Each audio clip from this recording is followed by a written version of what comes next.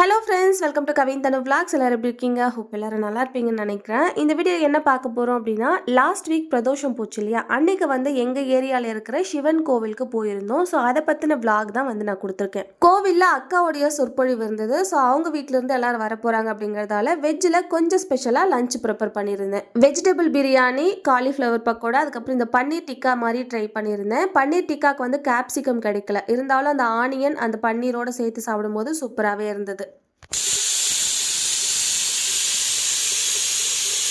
Morning பிரேக்ஃபாஸ்ட்டுக்கு சன்னா கிரேவியும் பூரியும் தான் செஞ்சுருந்தேன். அதோட இன்னைக்கு பிரதோஷம் அப்படிங்கிறதால வீட்லேயும் விளக்கேற்றி வழிபாடு செய்யணும். நிவேதனத்துக்காக சுண்டல் தான் செஞ்சுருந்தேன். காலையிலேயே விளக்கேற்றி வழிபாடு செஞ்சுட்டோம். செஞ்சு வச்சுருந்த அந்த சுண்டலை தான் நிவேதனமாக வச்சு வழிபாடு செஞ்சுருந்தோம்.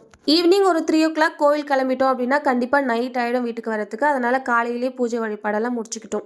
மார்னிங் பிரேக்ஃபாஸ்ட் செய்யும் போதே இந்த மேரினேஷன் ஒர்க்லாம் கொஞ்சம் முடிச்சுக்கிட்டேன். பன்னீர், அதுக்கப்புறம் இந்த காலிஃப்ளவர் 65க்கெல்லாம் கொஞ்சம் மேரினேஷன் ஒர்க்லாம் முடிச்சு வச்சுக்கிட்டேன். ஆஃப்டர்நூன் லஞ்ச் வந்து நான் ஒரு 12 o'clock போல தான் செய்ய ஸ்டார்ட் பண்ணேன். கொஞ்சம் சூடாக சாப்பிட்டா நல்லா இருக்குமே அப்படிங்கிறதுக்காக கொஞ்சம் லேட்டாக தான் நான் ஸ்டார்ட் பண்ணியிருந்தேன். அவங்க எல்லாரும் வரத்துக்கே கொஞ்சம் லேட் ஆயிடுச்சு. அதனால வந்ததும் சாப்பிட்டுட்டு அப்படியே ரெடி ஆகி கிளம்புற மாதிரி தான் இருந்தது. சொற்பொழிவு கேக்கு கேட்டுட்டே இருக்கணும் அப்படிங்கிற மாதிரி இருந்தது. அவங்களோட சேனல்ல பகுதி வாரியாக கொடுத்துருக்காங்க. அவங்களோட சேனல் லிங்க் கீழே டிஸ்கிரிப்ஷனில் கொடுக்குறேன், கண்டிப்பாக செக் பண்ணி பாருங்க. பேச்சு திறமை அப்படிங்கிறது ஒரு மிகப்பெரிய வரப்பிரசாதம் அப்படின்னு தான் சொல்லுவேன். எங்களோட வீட்டில் அக்காவும் அப்பாவும் ரொம்ப அழகாக பேசுவாங்க. அப்பா வந்து அவ்வளோ அழகாக பாடுவாங்க. அப்பாவோட வாய்ஸில் புராண கதைகள் சொல்றதா இருக்கட்டும், புராண பாடல்கள் பாடுறதா இருக்கட்டும், அதை கேட்கும் போதே உணர்ச்சிகரமா இருக்கும். அதே மாதிரி தான் அக்காவும். அக்கா சொற்பொழிவிலிருந்து ஒரு சில கிளிப் வந்து நான் இந்த வீடியோவில் ஆட் பண்ணியிருக்கேன். முழுசாக கேட்கணும் அப்படின்னா அவங்க சேனலில் போயிட்டு பாருங்கள். இன்றைக்கி செஞ்சுருந்த எல்லா டிஷ்ஷுமே சூப்பராக இருந்தது. நான் டேஸ்ட் கூட பார்க்காம தான் செஞ்சுருந்தேன், ஆனால் சூப்பராக இருந்தது. அதுலேயும் இந்த வெஜ் பிரியாணி வந்து நல்ல ஒத்தியாக உதிரியாக அழகாக வந்திருந்தது. இந்த பன்னீர் டிக்கா மாதிரி ட்ரை பண்ணியிருந்தேன். இதில் இந்த கேப்சிகமோட அந்த ஃப்ளேவர் மட்டும்தான் மிஸ் ஆயிருந்தது. மற்றபடி இந்த பன்னீர் டிக்கா சாப்பிட்டா எப்படி இருக்குமோ அதே டேஸ்ட்டில் தான் இருந்தது. ஓவராலாக லஞ்ச் எல்லாருக்கும் ரொம்ப பிடிச்சிருந்தது. வயிறார எல்லாரும் சாப்பிட்டுட்டு அதுக்கப்புறமா தான் கோவிலுக்கு கிளம்பியிருந்தோம். ஸ்வீட்டுக்காக இந்த கோதுமை அப்பம் தான் செஞ்சிருந்தேன். இந்த கோதுமை அப்பத்தோட ரெசிபி டீட்டெயில்டாக நம்ம சேனலில் கொடுத்துருக்கேன், வேணும்னா செக் பண்ணி பாருங்க. இந்த பன்னீர் வந்து சூப்பர் சாஃப்டாக இருந்தது. நான் மார்னிங்கே மேரினேஷன் பண்ணதாலேயா என்னன்னு தெரியல, எல்லாமே சூப்பராக வந்திருந்தது. கோவிலில் அக்கா வீட்டில இருந்து தான் அபிஷேகத்துக்கு சொல்லியிருந்தாங்க. கோவிலுக்கு போன உடனே என்ட்ரன்ஸ்லேயே நம்ம பார்த்தோம் அப்படின்னா முருகப்பெருமான் தான் வீற்றிருக்காரு. இந்த கோவில் வந்து இப்போதான் புதுசாக உருவாயிருக்கிற கோவில். நாங்கள் வந்து இதுதான் ஃபர்ஸ்ட் டைம் வரோம். சனி பிரதோஷ நாட்கள்ல நார்மலா வரக்கூடிய பிரதோஷ நாட்கள் இருந்தாலும் சரி, சிவராத்திரி, மாத சிவராத்திரி, இந்த மாதிரி நாட்கள் எல்லாம் பழமையான ஒரு கோவில் இருக்கும். அங்கதான் போயிட்டு வர்றது வழக்கம். இது வந்து ஃபர்ஸ்ட் டைம் நாங்க இந்த கோவிலுக்கு வரோம். கரெக்டா அபிஷேகம் பண்ற டைமுக்கு நாங்களும் ரீச் ஆகிட்டோம். நாங்க போனதுக்கு அப்புறம் தான் அபிஷேகமே ஸ்டார்ட் பண்ணியிருந்தாங்க. கைலாய வாத்தியம் முழங்க, சங்கு முழங்க இந்த கோவில்ல வழிபாடு செய்யறாங்க. விசேஷ நாட்கள் மட்டும் கிடையாது. இந்த மாதிரி சனி பிரதோஷம், மகா சிவராத்திரி, இந்த மாதிரி நாட்கள் மட்டும் கிடையாது. நார்மலா வரக்கூடிய பிரதோஷ நாட்கள், மாத சிவராத்திரி, இந்த மாதிரி நாட்கள்லயும் இந்த கைலாய வாத்தியம் முழங்க, சங்கு முழங்க ரொம்ப விசேஷமா வழிபாடு செய்யறாங்களாம். அபிஷேகம் செஞ்சுட்டு இருக்கும் போதே அக்காவுடைய சொற்பொழிவும் ஸ்டார்ட் ஆயிடுச்சு. நான் ஒரு கிளிப் கொடுத்துருக்கேன், பாருங்க. என்ன சொல்ற? அடியார்களுக்கெல்லாம் அடியார். முதல்ல யாருக்கு அடியார்? தில்லை வாழ் அந்தனர் 3000 பெருமக்கள். தில்லையிலே 3000 பெருமக்கள், அவர்களுக்கு அடியார். கடைசி வரைக்கும் சிவனை நினைத்து விபூதி இடுறவங்களுக்கு கூட அடியாராக இருக்கணுமா? அதுதான் உண்மையான சிவபக்தி. எத்தனை பேர் நம்ம அந்த மாதிரி பக்தியை செலுத்துறோம்? நம்ம சிவாலயம் வரோம், எத்தனை பேரால சிவ தொண்டு செய்ய முடியும்? சிவ தொண்டுன்னா என்னன்னு தெரியுமா? 63 நாயன்மார்கள் கதைகளை படியுங்கள். சிவ தொண்டு என்றால் என்ன என்று அப்போதே உணர்வீர்கள். சிவபெருமான் திருக்கோவிலிலே விளக்கேற்ற எண்ணெய் இல்லை அப்படிங்கிற ஒரே உணர முடியும். பொதுவா சிவநாமத்தை எல்லாராலையும் சொல்லிட முடியாது. நீங்க எல்லா தெய்வத்துக்கிட்டையும் போலாம். அம்பாள் கிட்ட போலாம், முனீஸ்வரன் கிட்ட போலாம், பெருமாள் கிட்ட போலாம், முருகன் கிட்ட போலாம். நீங்க எந்த தெய்வத்தை வேணாலும் வழிபாடு செய்யலாம். ஆனா சிவநாமத்தை சொல்வதற்கும், நெற்றியிலே திருநீர் இடுவதற்கும், கழுத்திலே ருத்ரா அலங்காரம் முடிச்சுட்டு தீபாராதனை காட்ட ஸ்டார்ட் பண்ணிட்டாங்க.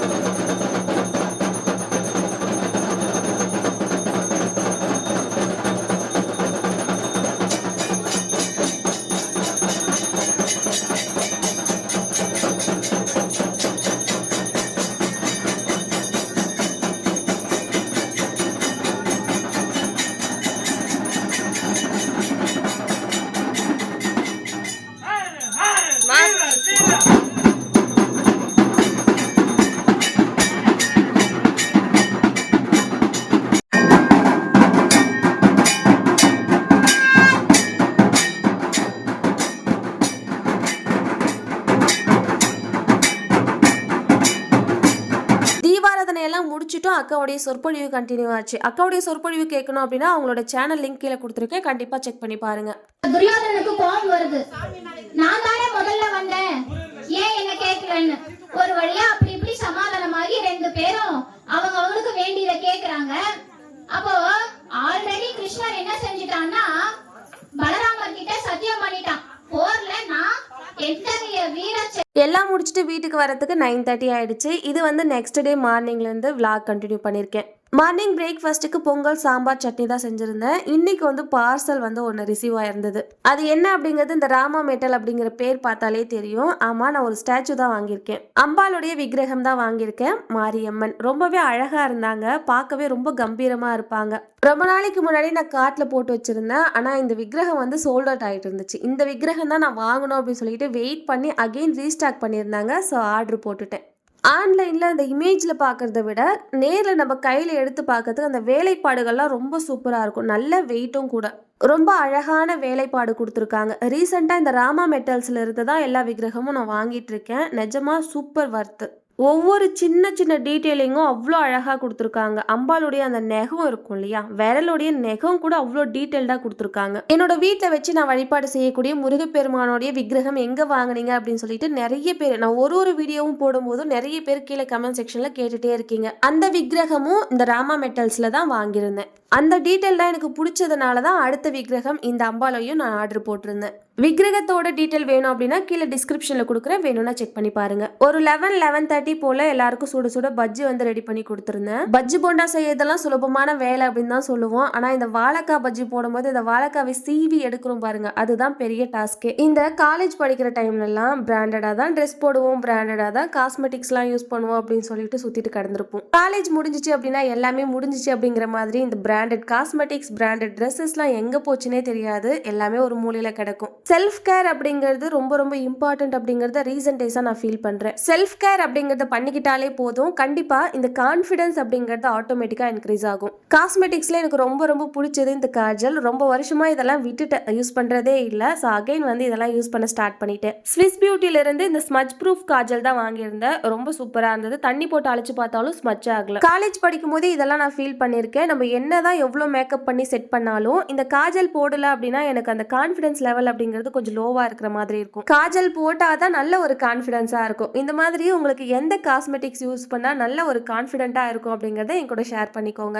எனக்கு வந்து ஆப்வியஸ்லி இந்த காஜல் தான். காஜல் போட்டாதான் ஒரு கான்ஃபிடென்ட்டாவே ஃபீல் பண்ணுவேன். மேக்கப்பே இல்லாம கூட இருந்திருக்கேன், ஆனா இந்த காஜல் போடாம இருந்தது கிடையாது. ஆனா காலங்கள் மாற மாற எல்லாமே மாறிடும் இல்லையா. ஆனா கொஞ்ச நாளைக்கு அப்புறம் எல்லாருக்குமே ரியலைஸ் ஆகும், நம்மளாவே இருக்கணும், நமக்கு பிடிச்சது எல்லாத்தையும் செய்யணும் அப்படிங்கிற மாதிரி கண்டிப்பா தோணும். அந்த மாதிரி தான் நான் ரியலைஸ் பண்ண. செல்ஃப் கேர் அப்படிங்கிறது சுத்தமாவே விட்டுட்டேன். ஸோ இப்போ ரீசன்ட் டேஸா அதை ஃபீல் பண்ணி அகைன் வந்து நான் ஸ்டார்ட் பண்ணியிருக்கேன். என்ன மாதிரி யாராவது சுத்தமாவே செல்ஃப் கேர் அப்படிங்கறத விட்டுட்டீங்க அப்படின்னா கண்டிப்பா ரீஸ்டார்ட் பண்ணுங்க. செல்ஃப் கேர் அப்படிங்கிறது ரொம்ப ரொம்ப இம்பார்ட்டன்ட். உங்களோட கான்ஃபிடன்ஸ் லெவலை கண்டிப்பா இம்ப்ரூவ் பண்ணி கொடுக்கும். காலேஜ் டைம்ல யூஸ் பண்ண காஸ்மெட்டிக்ஸ்லாம் இப்போ அகைன் ஆர்டர் போட்டு வாங்கிட்டு இருக்கேன். செல்ஃப் கான்ஃபிடன்ஸ் அப்படிங்கிறது ரொம்ப முக்கியம்ல. ஈவினிங் போல குழந்தைங்களெல்லாம் கூட்டிட்டு அப்படியே நிலத்துக்கு போயிட்டு வந்திருந்தோம். நெல் வந்து ரெடி ஆயிடுச்சு, அறுவடைக்கு வந்து ரெடியா இருக்கு. ஒரு 2-3 டேஸ்ல வந்து அறுவடை பண்ணிடுவாங்க. அறுவடை பண்ற வீடியோவும் நான் அடுத்த விளாக்ல கொடுக்குறேன். வீடியோ இதோட முடியுது. வீடியோ பிடிச்சிருந்தா லைக் அண்ட் ஷேர் பண்ணிட்டு நம்ம சேனலை சப்ஸ்கிரைப் பண்ணி வச்சுக்கோங்க. கவின் தனம் விளாக்ஸ்க்கு சப்போர்ட் பண்ணுங்க. நெக்ஸ்ட் ஒரு இன்ட்ரெஸ்டிங்கான விளாக்ல பார்க்கலாம். Bye from Thulasi.